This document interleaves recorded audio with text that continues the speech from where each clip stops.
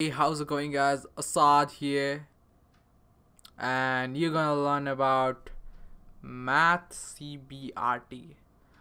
What a surprising another math tutorial of JavaScript. So let's begin.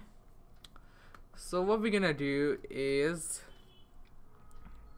what Math.cbrt does is return the cube root of a number. So let me show you.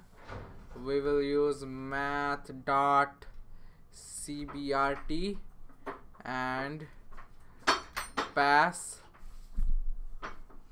-1.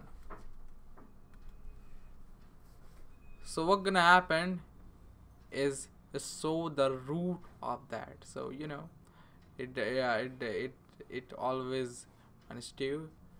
Now what we're gonna do is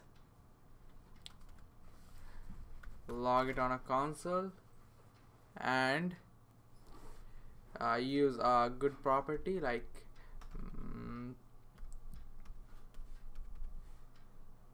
use 64. 4 has the cube root of 64. So let me show you.